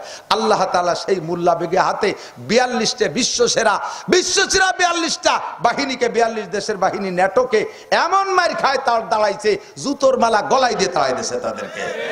লাস্ট ফিনিশিং তাদের সাথে যুদ্ধ করছে 20, রাশিয়ার সাথে 20। 40 বছর যুদ্ধ করার পরে ওই দেশের কোনো জায়গা বোমা মারতে আর বাকি ছিল না, জমি তামা তামা হয়ে গেছে। ফেলাইতে যখন চলে গেছে, আরে মুল্লারা কোরআনী আইন বাস্তবায়ন করছে সেই আফগানিস্তানে। মাত্র 2 বছরের ভিতরে তাদের রেমিটেন্সের দাম, তাদের টাকার দাম সারা পৃথিবীতে রোল নাম্বার 3। আমেরিকার ডলারের চাইতে আফগানের টাকার দাম বেশি। আমাদের টাকার কত দাম দেখছেন না? 13 সালে হজে গেছি, সে সময় 20 টাকা দিয়ে 1 রিয়াল কিনছি, আর এবার রোজার পরে উমরায় গেছি 33 টাকা দিয়ে রিয়াল কিনছি। দাম খালি নিচের দিক বাড়তিছে। আর সেই মুল্লাকে টাকার দাম 2 বছরে বিশ্বের ভিতরে রোল নাম্বার 3। আর একটা খেলা শুনবেন, সেই জমি রয়েছে গাছপালা যা ছিল আগের ডালিম বাগান, সেই ডালিম বাগানই রয়েছে। গাছ কাটি গুটে নতুন গাছ লাগাবে সে পয়সাও নাই, এর ভিতরে তারা জমি টমি পাইছে, সেই গাছই রয়েছে, তাই পরিচর্যা করছে। আর আসমানের কাছ থেকে চাইছে, আসমানের মালিক তুমি বলছো আসমান থেকে রিজিক আসে, তাই রিজিক দিয়ে দাও। গাছও জমিও সেই আফগানিস্তানের, গাছও সেই আগের ডালিম গাছ, গাছও পাল্টাই নেই। এই গাছে স্বাধীনের আগে, মুজাহিদদের হাতে আসার আগে তাদেরই জমিতে এই ডালিমে, এক গাছে যে ডালিম হইতো 4টে ডালিম লাগতো 1 কেজি হইতে, আর এখন মাত্র মুজাহিদদের হাতে আসার পরে, কুরআনী শাসন বাস্তবায়ন হওয়ার পরে আল্লাহ তাআলা ওই গাছের ডালিম, 1 ডালিমে 1.5 কেজি 2 কেজি বানাই দিয়েছে। আফিস সামা'i রিজকুকুম ওয়া মা তুআদুন, আসমান থেকে রিজিক আসে। লা ফাতাহনা আলাইহিম বারাকাতিম মিনাস সামাই ওয়াল আরদ, আসমান আর জমিন থেকে রহমত আর বরকতের দরজা খুলে দেওয়া হয়। আল্লাহ ওয়াদা করেছে, প্রমাণ পাইতে চাইলে আফগানিস্তান যে দেখে আসেন। আল্লাহ তাআলা আমাদের বাংলাদেশকে এরকম নসিব করে, বলেন আমিন। এখন নিউট্রাল, এখন ফ্রি, কোনো সরকার নাই, তত্ত্বাবধায়ক সরকার বা অন্তর্বর্তীকালীন সরকার, মানে আমি আপনার মতো একজন আর কি, আমাকে এখানে ভোট ছাড়া আর কি যাওয়া হয়েছে তাই আর কি। তো এখন ফ্রি টাইম আছি, সামনে যে সরকার আসবে এই সরকারটা আমরা ন্যায্য ইমানদার আল্লাহওয়ালা, অনেকে আছে কোরআনের নাম দুইয়ে খাইয়ে সংসদে যাইয়ে উল্টো পাল্টা টালটু বাল্টু করবে, এরকম 2 নম্বর হুজুর পার্টি না, কথা কন না কেন, 2 নম্বর হুজুর পার্টি না, 1 নম্বর পিওর মুত্তাকিন হুজুর পার্টি, যারা আল্লাহকে ভয় পায়, যারা, তাদের মাধ্যমে আল্লাহ তাআলা দেশটা চালানোর ব্যবস্থা করে দিক। আমরাও যেন বাংলার জমিনে দেখি যে সময় মতো বৃষ্টি হয়, 1 পিএজে 1 পোয়া হয়ে যায়। পিএজের এলাকা না, এদিক দিয়ে পিএজ 1 পিএজে 1 পোয়া হয়ে যায়, 4 পিএজে কেজি হয়ে যায়। এরকম জন্য আল্লাহ তাআলা বরকত দিয়ে দেখুন, আমিন। তো কোরআন শরীফ সব জায়গা আমাদের লাগে কি লাগে না, এবং প্রযোজ্য। তো সারা কোরআন শরীফের একটা আয়াতকে অস্বীকার করলে আপনি কাফের। এদিক আবার এদিক কয় কি, কোরআনের ভিতরে বাপের পরিত্যক্ত সম্পদ বন্টন করতে যে আল্লাহ তাআলা যে সংবিধান দিয়েছে, এটা সঠিক হয় নাই, এটাকে সংশোধন করিতে হইবে। যেদিন এই কাম করছে সংশোধন করিও ছাড়ছে সরকারি ভাবে, ছেলেও যা পাবে মাইও তাই পাবে। বাপের সামনে ছেলে মারা গেলে সেই ছেলের ছেলেরা বেওয়ারেস হয়ে যায়, এটা কোরআনের কথা, কয়টি হবে না, তারাও পাবে। আল্লাহ তোমার চেয়ে কম বোঝে না, বুঝে শুনে সংবিধান বানাইছে। তুমি যদি এর মধ্যে আঙ্গুল ঢুকাই ওটাকে পরিবর্তন করো, যদি এটাকে তুমি রাষ্ট্রীয় সংবিধান বানাও, তাহলে তুমি সেদিন কাফের হয়ে গেছো, তুমি সেদিন কাফের হয়ে গেছো। যে সরকার করছে, কোন সরকার করছে আমি ইতিহাস জানি না, যেই করছে সে সেদিন কাফের হয়ে গেছে। একটা আয়াতকে যদি অস্বীকার করে, আল্লাহ পাক বলেন, আল্লাহ নবী বলেন, মা আমানা বিল কুরআনে মান ইস্তাহাল্লা মাহারিমাহু, কোরআনের একটা আয়াতকে অস্বীকার যে করবে, 6665 আয়াতকে মানে, পড়ে, তিলাওয়াত করে, আমল করে, একটা আয়াতের পর তার অভিযোগ, ওই লোকটা যেন গোটা কোরআনকে অস্বীকার করলো। আর কোরআনকে অস্বীকার করা মানে কাফের হয়ে যাওয়া। কথা বলেন, কোরআনকে অস্বীকার করলে কি হয়, কোরআনকে অস্বীকার করলে কি হয়, আর কাফের হলি কি হয়, কাফের হলি কাফের হয় না, কাফের হলে আরো মেলাতে হয়। কি কি হয়, কাফের হলে আপনি পুরুষ, আপনি কাফের হয়ে গেছেন, আপনার ঘরে স্ত্রীরা আবার আপনার আকীদায় বিশ্বাসী না, সে জায়গা মতো ঠিক আছে, দুইজনের বিয়ে ভেঙে গেছে, তালাক দেওয়া লাগে না, আপনার বউটা ছুটি গেছে, এই ছুটা বউ নিয়ে রাত যাপন করবেন, জিনার গুনাহ হবে। 2 নম্বর। 3 নম্বর, এরপরে যদি বাচ্চা কাচ্চাটা হয় তবে জারুর বাচ্চা, হারামজাদা জারুর সন্তান। 4 নম্বরে বিনা তওবায় আবার কলেমা পড়ে মুসলমান না হইলে, আপনি যদি ওই অবস্থায় মারা যান, আপনার মুসলমানদের তরিকায় কাফন পরানো যাবে না, গোসল করানো যাবে না, জানাজা পড়ানো যাবে না, মুসলমানের কবরস্থানে দাফন করানো যাবে না, তোমারে পাঠাই দিতে হবে শ্মশানে, পুড়াইয়ে ছাই বানায় উড়িয়ে দেবে।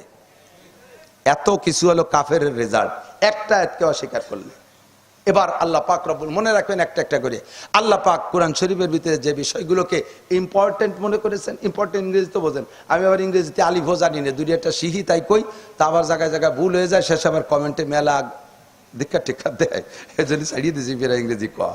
তা আমার মনে হয় এটা ভুল কই নেই, যেটা ইম্পর্টেন্ট জরুরি, ঠিক আছে নাকি, এইটাকে আল্লাহ তাআলা একটু আলোচনা বেশি করেছেন, যেটা আরো জরুরি সেটাকে আরো বেশি আলোচনা করেছেন, ভেরি ভেরি ইম্পর্টেন্ট, ঠিক আছে নাকি। আপনাকে শিখি আবার আপনাকে ফেরত দেই। তো ইম্পর্টেন্ট, ভেরি ভেরি ইম্পর্টেন্ট, আল্লাহ তাআলা বাছাই করছে।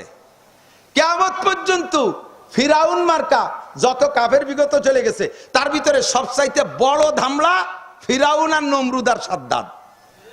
এই জন্য আল্লাহ তাআলা সবচেয়ে কোরআন শরীফের ভিতরে ফিরাউনের কিসসার আলোচনা বেশি করছে, তারপরে সাদ্দাদ নমরুদের আলোচনা, এরপরে করছে অন্যদের। কেন করছে? কিয়ামত পর্যন্ত আর তো নবী আসবে না, আর আসমানি কিতাব আসবে না, এক কিতাবের মধ্যে সারিয়ে দেব। কিয়ামত পর্যন্ত বহুত সাদ্দাদ আসবে, বহুত নমরুদ আসবে, বহুত ফিরাউন আসবে। সব ফিরাউনরা এই ফিরাউনের কাছ থেকে যাতে সবক নিতে পারিস। ফাতাবিরু ইয়া উলিল আবসার। বর্তমান বিশ্বে ফিরাউন আছে না নাই? নেতানিয়াহু ফিরাউন কিনা? নমরুদ কি বলা হয়, জো বাইডেন ফিরাউন কিনা? হ্যাঁ, নমরুদ কিনা? নমরুদ ইব্রাহিম আলাইহিস সালামের সময় হাজার হাজার শিশু সন্তান হত্যা করেছে। ফিরআউন মুসা আলাইহিস সালামকে দুনিয়া আসতে দেবে না বলে শিশু সন্তান হত্যা করেছে। আর এই শুকর, সাড়ে শুয়োর, লাল চামের শুয়োর, এই শুয়োরটা নেতানিয়াহু 16 থেকে 17 হাজার শিশু সন্তান হত্যা করে দিয়েছে। তাহলে এরা ফিরআউন না? আর আমার খালি ও দেশে পাঠাবো কে ফিরআউন? আমাকে বাংলাদেশেও ফিরআউন আছে না? তো এই সব ফিরআউনের শিক্ষার জন্য আল্লাহ তাআলা এই কিস্সাগুলো বেশি আনছে। 2 নম্বরে, আমাদের মুসলমান হওয়ার পরে সবচাইতে শ্রেষ্ঠ ইবাদত কোনটা? জিকির। মাইজবান্ডার যাওয়া, আটরশি, চন্দ্রপাড়া যাওয়া, সবচেয়ে শ্রেষ্ঠ ইবাদত কোনটা? নামাজ। কয় না কে? না পড়েন না বলে জানেন না, ভর্তি ভর্তি ভুলিয়ে গেছেন সেই জন্যই করেন না। শ্রেষ্ঠ ইবাদত কি? নামাজ। এই জন্য নামাজের আলোচনা কোরআন শরীফের ভিতরে 82 বার। কয়বার?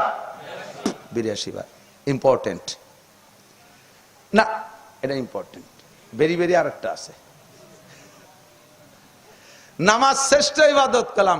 শ্রেষ্ঠর উপরে কি আর কিছু থাকে? সবচেয়ে বড়, তার উপরে কি বড় থাকে? একজনটা 4 ভাই, 1 বছর পর পর হইছে টপ টপ টপ টপ করে 4 ভাই, 4 বছরে 4 ভাই। ছোট থাকতে আমার ছোট ছোট, কিন্তু ঝাঁকা মারিয়ে 16, 18, 20, 22 বছরের সময় 4 ভাই একে ধাক্কায় বিটা হয়ে গেছে। এক এক বছরের ডিস্টেন্স, তো বোঝা যায় না কোনটা বড় কোনটা ছোট। এক মুরব্বী মাঝিজনটা জিজ্ঞেস করছে, তোকে তো সব কাই বাইরে একরকম দেওয়া যায়, তোকে কিন্তু বড় কিনা? কাকা সবচেয়ে বড় আমি, তার চেয়ে বড় মেবাই। সবচেয়ে বড় আমি, তার চেয়ে বড় মেবাই। তাহলে এটা ভাও কথা না? তো সবচেয়ে বড় বারবার বড় থাকে কি রে? তাহলে সবচেয়ে বড় ইবাদত নামাজ, এর মধ্যে সন্দেহ নাই। দিগের পার্থক্যে আরেকটা আছে ভেরি ভেরি ইম্পর্টেন্ট। নামাজ আমার ইবাদত। এই এদিক তাকান, কিয়ামতের ময়দানে সর্বপ্রথম জিজ্ঞাসা হবে নামাজের। সর্বপ্রথম কিসের? ফামান সালুহাত সালুহা সাইরু আমালিহি। নামাজের পোস্টে যে পার হতে পারবে, সব জায়গা সে বিনা হিসাবে পার হইয়া যাবে। নামাজের জন্য আল্লাহ তাআলা 5টা পুরস্কার রেখেছেন, জানেন সবাই। 4টে মরার পরে একটা দুনিয়ায়। এটাই হলো আল্লাহর সিস্টেম, যে সব ইবাদতের বেনিফিট, প্রতিদান যদি আমি আখেরাতের জন্য রেখে দেই, তাহলে বান্দা কয়জনই বা আখেরাত বিশ্বাস করবে? এই আখেরাতে অন্তর কয়জনের অন্তরে থাকে? কাজে ওই খালি আখেরাতের লোভে ইবাদত করবে না, প্রত্যেকটা ইবাদতের সাথে একটু দুনিয়া দিয়ে দেই, সেই লোভে ইবাদতটা করবে। এর আর একটু ঠিক বুঝে নেন। এখন আজকে রাত বাজে 12টার দিক মাহফিল শেষ হয়, বাড়ি যে খাইয়ে দিয়ে শুতি 1টা বেজে যাবে। আর এই ওয়াশরুমের শনিবার তাড়াতাড়ি ঘুমও আসে না, আসতে আসতে 2টে 3টে বেজে যাবে। 2টে 3টে বেজে গেলে 2টের সময় যদি ঘুমান, তাহলে সেই ঘুমের পর উঠিয়ে ফজরের নামাজ পড়া বহুত কঠিন। যদি ঘুমিয়ে একবার ঠাইছে ধরে, লাই তুলিয়ে উঠা যায় না, ঠিক না? কানের গোড়ায় মাইক দিয়ে আজান দেয়, তাও শোনে না, মুড়াইয়ে মাইকরে ঠেলি সরাই ফেলে। মোবাইলের ইদেছে অ্যালার্ম দেশে, অ্যালার্ম বাজে, ঘুমের মধ্যে সে অ্যালার্ম বন্ধ হয়ে থাকে, ঠিক কিনা? আরে আছে মানে আমি তো জানি ভালো। এই অ্যালার্ম বন্ধ আরে কেন? শেষ রাত্রি উঠা বড় কঠিন, অসময় ঘুমাইছে, রাত বেশি হয়ে গেছে। রমজান মাসে তারাবির নামাজ পড়িয়ে যাইয়েই কি ঘুমান? পড়ে যাইতে যাইতে 10টা 10:30 বেজে যায়, এটা ওটা করতে করতে 12টা বেজে যায়, কোনোদিন 1টাও বেজে যায়, আবার ঘুমায় যান, 1টার পরে ঘুমান, আবার যা অ্যালার্ম দেওয়া লাগে না, 3টের সময় সজাগ। এখন 1টার সময় শুয়ে 3টায় উঠা যায় না, রমজানে উঠা যায় কে? এখন শেষ রাত্রি উঠলি তো কেউ খাতেই দেয় না, ও সময় উঠলি তো খাওয়া যায়, কথা কয় না কে? এই জন্য ওই সময় শেষ রাত্রি উঠা যায়। এটাই প্রমাণ ইবাদতের পিছনে খালি আখেরাত থাকলে অত মহব্বতের সাথে করে না। ইবাদতের পিছনে যদি একটু দুনিয়া থাকে, তাহলে বান্দা ইবাদত করে। এই জন্য আল্লাহ তাআলা নামাজের ভিতরে 5টা পুরস্কারের ভিতরে 4টে আখেরাতের জন্য রাখছে, একটা দুনিয়ায় সবচেয়ে শ্রেষ্ঠ যেটা, সেটা হলো রুজি। এইটা আল্লাহ তাআলা নামাজের মধ্যে রেখে দিয়েছে। নামাজের ভিতরে, নামাজকে আল্লাহ তাআলা জরুরি মনে করে 82 বার আলোচনা করছে। তবে এই নামাজ পড়তে পড়তে, এদিক তাকান, নামাজও ফরজ, রোজাও, হজও, যাকাতও, এই 4টে ফরজ আমি ধরি। তো নামাজ ফরজ, রোজাও ফরজ। 16-17 মাস লম্বা টাইম জ্যৈষ্ঠী আষাঢ় মাসে রোজা রাখছেন না মুরব্বীরা? তো প্রচুর কষ্ট হয়েছে, 17 ঘন্টা রোজা, তার মধ্যে আবার সন্ধ্যের আগে 22 কিলোমিটার বাইসাইকেল চালাইছেন। ঘরের মধ্যে দিয়ে, তাহলে জিব্বে কি আর রস আছে? এখন এই সারা দিন রোজা রাইখা দিনের অন্য ওয়াক্ত নামাজ পড়ছেন, মাগরিবের সময় আজান দিয়েছে, ইফতার করিয়ে গলা সমান খাইয়ে গোড়ই পড়ছেন, আল্লাহর কাছে আল্লাহ সারাদিন রোজা ছিলাম, আমি নামাজ পড়তে পারবো না, অনুমতি আছে? নামাজ পড়তে রোজা রাইখা কষ্ট, আরেকটা ফরজ তো রোজা, এই ফরজ যে আদায় করতে যাইয়া এখন নামাজ পড়তে কষ্ট হয়ে গেছে, নামাজ বাদ দেওয়া জায়েজ আছে? 2 কোটি টাকা জাকাত দেওয়ার জন্য বেরোইছেন, গ্রাম ভরে ঘুরে ঘুরে জাকাত দিয়েছেন বাড়ি বাড়ি যাইয়া, কারণ অমুক নেতার পরিচয়, গরিব দুঃখীর দরজায়। আরো জাকাত দিয়ে বাইতে গেছে নির্বাচনের আগে, বাড়ি বাড়ি ঘুরিয়ে ঘুরিয়ে জাকাত দিয়েছেন, ভোট কালেকশন করছেন, যা করছেন জাকাত দিচ্ছেন আর কি। তো এই জাকাত দিতে দিতে ভীষণ কষ্ট হয়ে গেছে, এখন আসরের নামাজে রক্ত হয়েছে, আপনি যে শুয়ে পড়ছেন, আল্লাহ আমি তোমার একটা ফরজ জাকাত আদায় করছি, আমি নামাজ পড়তে পারবো না, অনুমতি আছে? তাহলে নামাজ এমন ইবাদত, রোজায় যত কষ্ট হোক নামাজ ছাড়ার অনুমতি নাই, জাকাত দিতে যত কষ্ট হোক নামাজ ছাড়ার অনুমতি। হজ যারা করছেন, হাজি সাহেব আছেন কেউ? হাজি সাহেব, হজ করা হাজি সাহেব, রিয়া হবেন এমনি, একটু আমি সাক্ষী চাচ্ছি আর কি, যাই হোক 3-4 জন পাইছি। হজ যদি পায়ে হেঁটে করে থাকেন, গাড়িতে করলে বাড়ি একটা কষ্ট হইলেই, পায়ে হেঁটে যদি করে থাকেন, আরাফাতের থেকে মুজদালিফা 11 কিলোমিটার যদি পায়ে হেঁটে যেয়ে থাকেন, এইটুক যাইতে প্রথম 3 কিলোমিটার যাইতে হাঁটা লাগে না, মাগরিবের আজান দেয় আরাফাতের মাঠে, ওই সময় রওনা দিতে হয়, আরাফাতে মাগরিব পড়া যাবে না, মাগরিব পড়তে হবে মুজদালিফায় যাই 11 কিলোমিটার হেঁটে যে আগে মাগরিব আর সাথে সাথে ঈশা পড়তে, এরকম জমাবাইনা সালাতাইন। এই 11 কিলোমিটারের প্রথম 3 কিলোমিটার এত ঘন মানুষ, আপনার হাঁটা লাগবে না, খালি পড়িয়ে না গেলিয়ায় সোজায় দাঁড়ায় থাকবেন, গোষ্ঠী 3 কিলোমিটার চলে যাবেন। এমন গরমের গরম, সরকার হেলিকপ্টার দিয়ে উপর দিয়ে পানি মারে, দেখছেন কিনা? পাইপের মাথায় ফিস ফিস করে পানি ছাড়ে, ঠান্ডা পানি দেয়, এত গরম। এই কষ্ট করে 11 কিলোমিটার হেঁটে যাইতে যাইতে মুজদালিফা অনেক রাত, ওখানে যাই আবার ফ্লোরে থাকতে হবে, অনেক ঘর বাড়ি নাই, পিজির পর পাথরের উপরে গামছা গুমছো বিছিয়ে রাত্রে একটু শুইতে হবে, শোয়া সুন্নাত। এই জায়গায় একটু গড়াগড়ি কইরা আবার ফজরে আজান দিলি, ওখান থেকে ফজরের নামাজ পড়িয়ে তারপরে শয়তান মারার দিক জামরায় যাইতে হবে 6 কিলোমিটার হাঁটিয়ে। এই 6 কিলোমিটার হাঁটে যাওয়ার পরে শয়তান রে মাইরে টাইরে আবার মক্কা 4 কিলোমিটার সুড়ঙ্গ রাস্তা দিয়ে হেঁটে যাইয়া আবার সেখানে আপনি পায়ে হেঁটে যাইতে যেতে গাড়িওয়ালারা আগে চলে যায়, উন্ডা যে কাবাগরের মাতাব যেটা যে এর মধ্যে নিচে জায়গায় দিয়ে ঘোরে, ওই জায়গা ব্লক হয়ে যায়, আপনি যে ভিতরে জায়গা পাবেন না, আপনার ঘুরতে হবে মসজিদের মধ্যে দিয়ে, আর মসজিদের ভিতরে একটা গুল্লি দিয়ে এই জায়গায় আসতে 1 কিলোমিটার, এই জায়গায় শেষে যায় 7 কিলোমিটার, এরপরে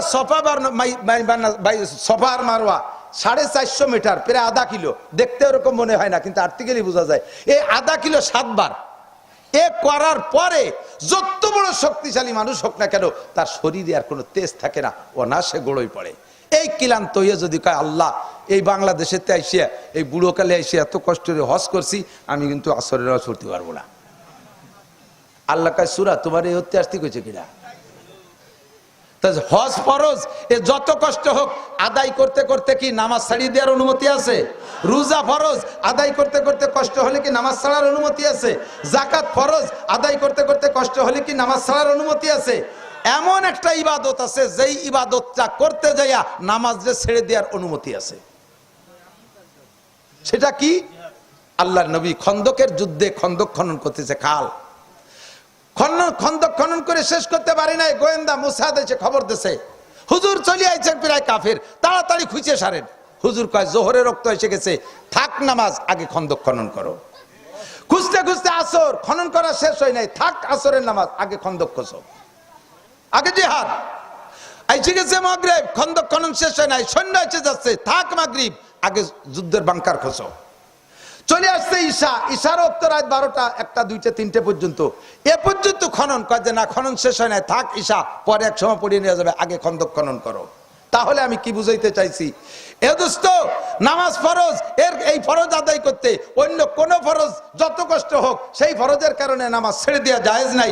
আর জিহাদ ফরজ, এই ফরজটা আদায় করতে যাইয়া নামাজের মতো ইবাদত, রসুলের মতো ব্যক্তি, সাহাবায়ে কিরামদের মতো মুসল্লি 4টে ওয়াক্ত কাজা করেছেন, 4টে ওয়াক্ত কাজা করেছেন, তাহলে বোঝা যায় নামাজ ইম্পর্টেন্ট, জিহাদ জায়গা বিশেষ ভেরি ভেরি ইম্পর্টেন্ট।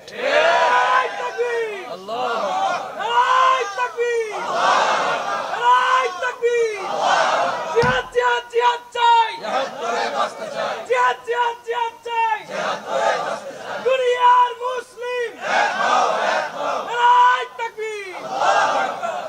ওয়া আছে, আর কত একতি হবে? এক হয়ে বসে থাকলে কাজ হবে? দুনিয়ার মুসলিম এক হও, জিহাদ করো।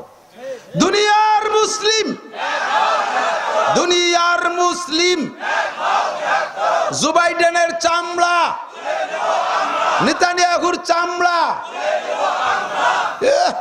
আমরাও চামড়া তুলতে যাবো কে? শুয়োরের চামড়া হাত দিতে যাবো কে? ওর গায়ে হাত দিতে যাবো না। নেতানিয়াহুর চামড়া কুত্তয় কামলা, নেতানিয়াহুর চামড়া, নেতানিয়াহুর চামড়া ওরে সুলতি আমার হাতও দেবো না, ঘিন্না হারে, ঠিক কিনা? গুলিয়ে উড়িয়ে দিতে হবে শুয়োর। এখন যদি কেউ জিহাদের আয়াত পড়লে আর জিহাদের আলো, আমি কি বুঝতে পারছি? অযৌক্তিক দলিল আছে না নাই? এই কোরআনে জিহাদ সংক্রান্ত আলোচনা করলে যদি কেউ জঙ্গি, লাদেন বাহিনী, তালেবান, হরকত, মরকত এই সন্ত্রাস বলে গালি দেয়, তাহলে ওই লোকটা কাফের, ওর বউ তালাক হয়ে গেছে, বর্ষাতে মিলামিশা করা জিনা, এরপরে যে বাচ্চা পয়দা হচ্ছে সবগুলো জারুর বাচ্চা, হারামজাদা পয়দা হচ্ছে। মরে গেলে তার জানাজা করা হারাম, তারে মুসলমানের কবরস্থানে দাফন করা জায়েজ নেই, ঠিক কিনা? আল্লাহ পাক 682 বার আলোচনা করেছে। জিহাদের আলোচনা কয়বার? নামাজ 82 বার। তাই তারে যদি ভেরি ভেরি ইম্পর্টেন্ট করে তাহলে 682 বার যে তারে কি করবেন? 3 ভেরি, মানে ওইভাবে গুণদের কতবার ভেরি কোয়া লাগে, শতবার ভেরি ভেরি ইম্পর্টেন্ট, ঠিক কিনা? আমাদের জিহাদের চেতনা ভিতরে রাখার তৌফিক দান করুন। যদি লেগে যায় করব তো। জিহাদ করছি দেশের ভিতরে নিজেরা নিজেরা, মরছি শহীদ বলে দাবি করি, সত্য মিথ্যা আল্লাহ জানে, ঠিক না? ফিলিস্তিন, গাজা, লেবাননের মুসলমানরা মরতেছে, ওদের শহীদ সম্পর্কে কোনো সন্দেহ আছে? এক জাররা পরিমাণ সন্দেহ নেই, নো ডাউট, কোনো টেনশন করবেন না। এখন আমরা বাংলাদেশের জন্য এত কিছু করলাম, যদি ইসলামের জিহাদের ডাক আসে, রেডি? নারায়ে তাকবীর, নারায়ে তাকবীর। বিশ্বের মুসলিম এক হও, জিহাদ করো, এক হও, জিহাদ করো। বিশ্বের মুসলিম, ইহুদিদের দালালরা, জো বাইডেনের চেলারা, খ্রিস্টানদের আস্তানা, কাদিয়ানীদের আস্তানা, হিজবুত তাওহীদের আস্তানা, আহলে কোরআনের আস্তানা। আহলে কোরআন একদল বাড়াইছে, তারা কয় নামাজ 3 ওয়াক্ত, তাহলে ওকে রাখা যায়? ভেঙ্গে গুঁড়ো দিতে হবে না? আহলে কোরআন শুনলি যেন আবার ভুল বুঝেন না। হ্যাঁ, মদের বোতলের গায়ে লিখে দিয়েছে পিওর মধু, হবে? আল্লাহ তাআলা হেফাজত করুক, বলে না আমিন। এই কোরআন শরীফের ভিতরে আল্লাহ তাআলা তাকওয়া কি বলা হয়, জিহাদের আলোচনা 682, যে একদম আগে বলছি, এটা এসে গেল বললাম। তবে আরেকটা বিষয় আল্লাহর কাছে ও ইম্পর্টেন্ট, সেটা হলো তাকওয়া। সেটা কি? আল্লাহ পাক বলেন এইটা তাকওয়ার আলোচনা আছে 62 বার, বিভিন্ন ভাবে, বিভিন্ন সিগায়, উলামায়ে কিরাম জানে, বিভিন্ন সিগা, মুত্তাকিন, ইত্তাকু, ফাত্তাকু, এভাবে আইসা তাকওয়ার আলোচনা আছে 62 বার। তাহলে বোঝা যায় এটাও ইম্পর্টেন্ট, ঠিক না? আর তাকওয়া হলো সব সব ইবাদতের গুড়ার শিকড় হলো তাকওয়া। আল্লাহ পাক ডাক দিয়ে বলেন, ইয়া আইয়ুহাল্লাযীনা আমানুত্তাকুল্লাহ,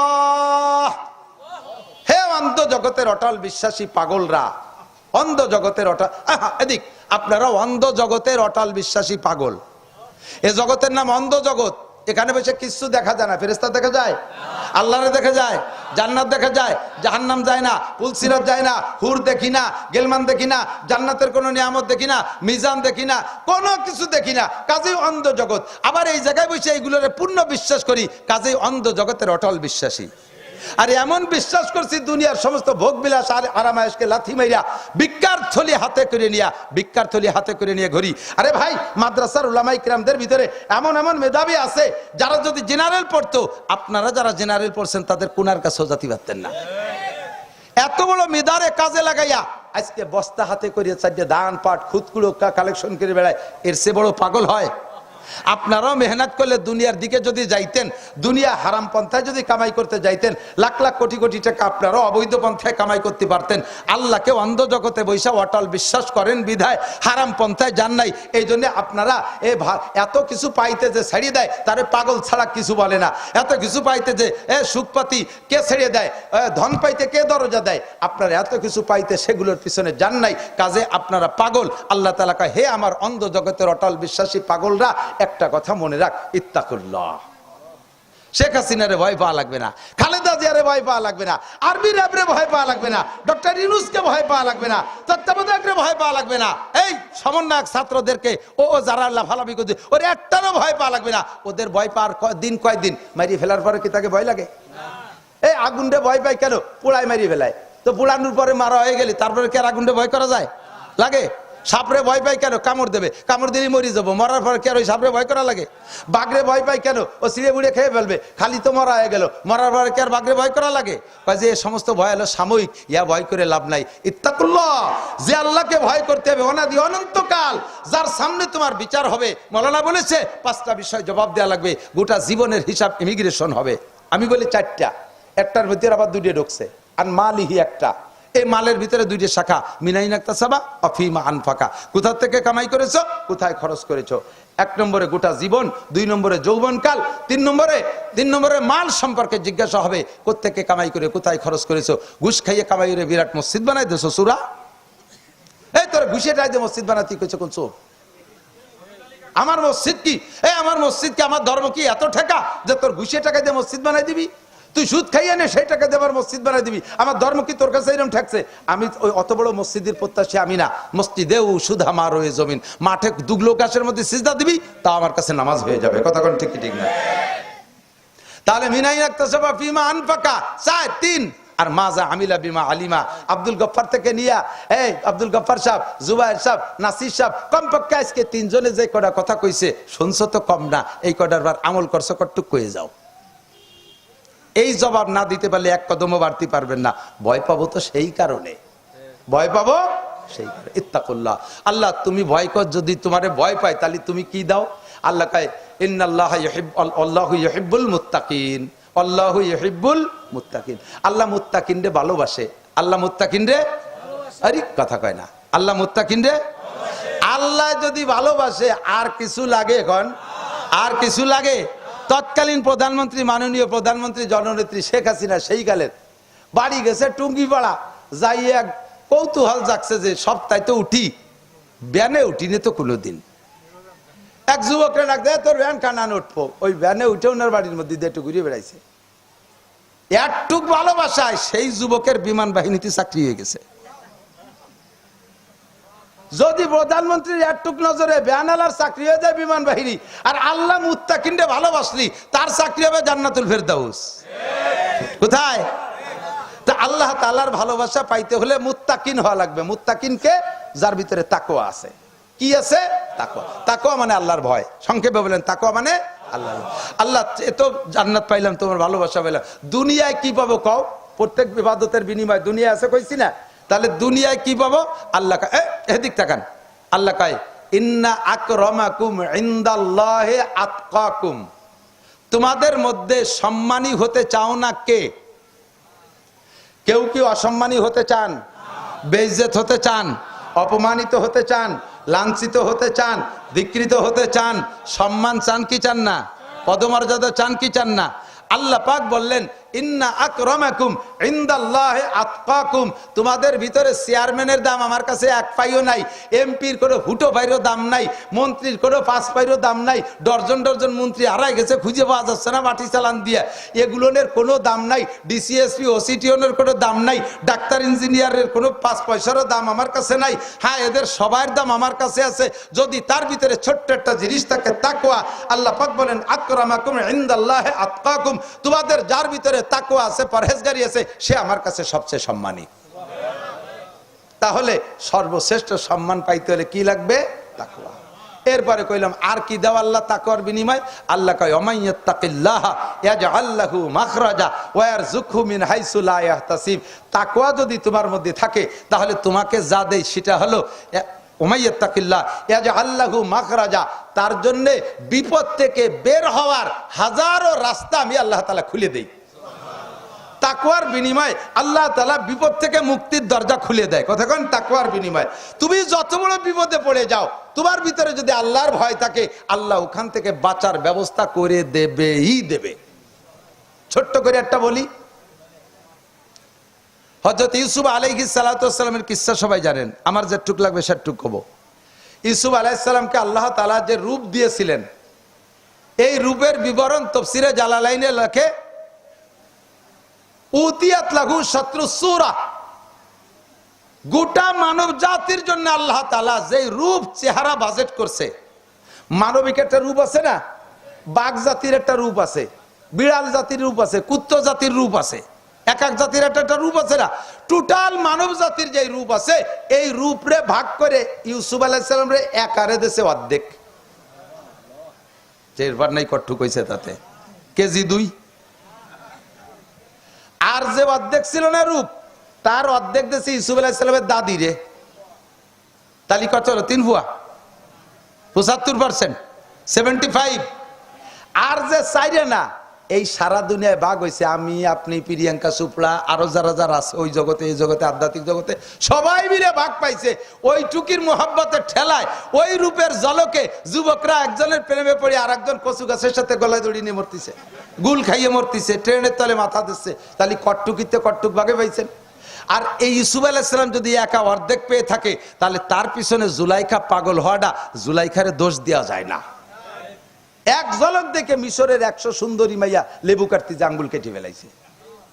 এই জুলাইখা ইউসুফ আলাইহিস সালাম টলমলে যুবক, তারে নিয়ে নির্জনে চলে গেছে। জানে যে ইউসুফ তো বুজুর্গ মানুষ, চাল চলনে তো বোঝা যায় পোলাপান হলিও, যুবক হলিও।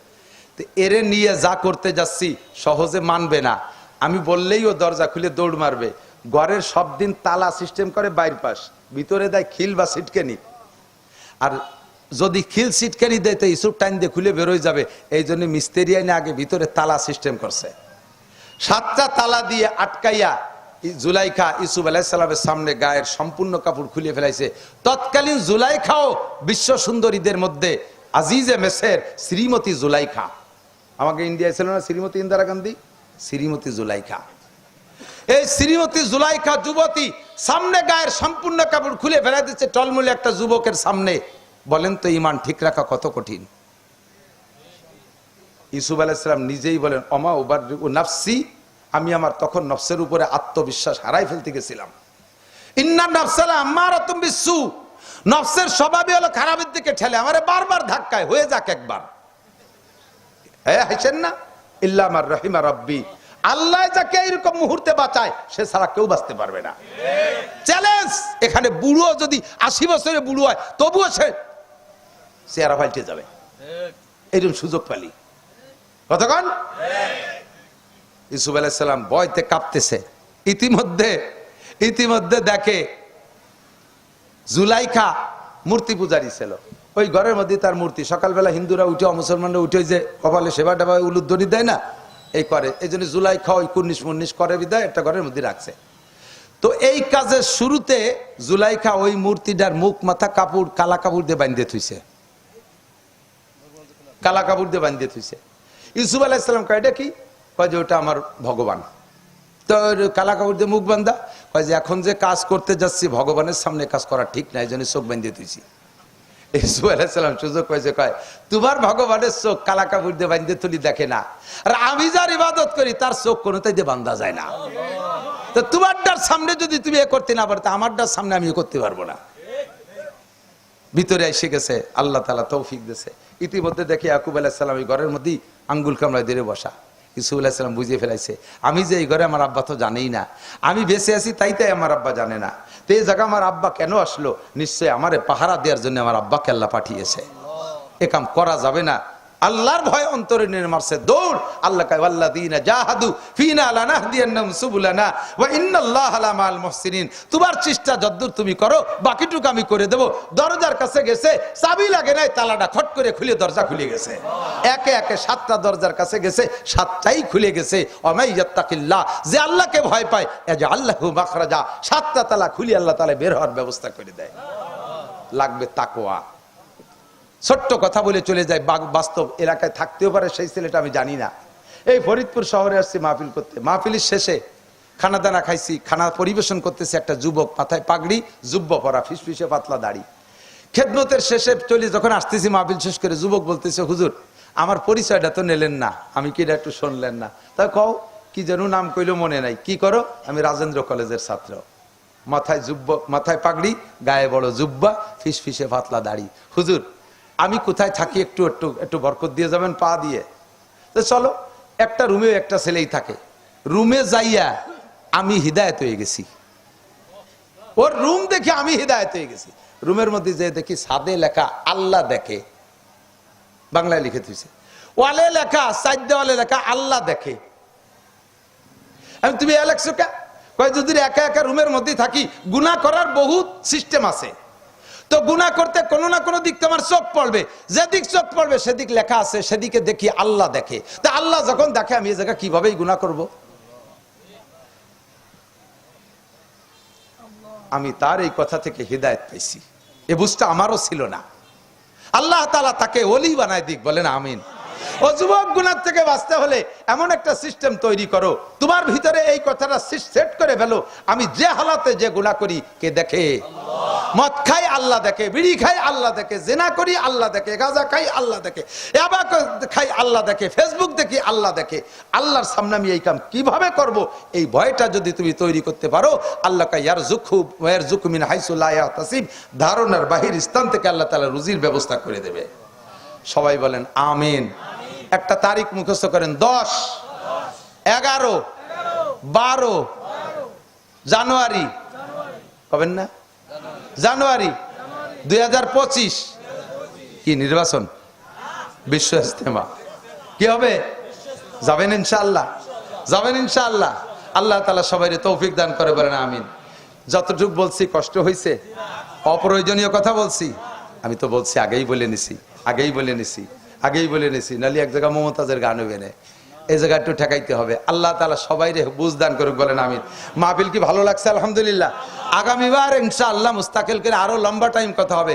23 বছরের কোরআন শরীফ 30 পারা পড়ছি, মাত্র একটা দুটি আয়াত, তাহলে সারা কোরআন শরীফ রয়ে গেছে না? এ জীবন ভরে নড়বে না, দোয়া করে যেতে হবে।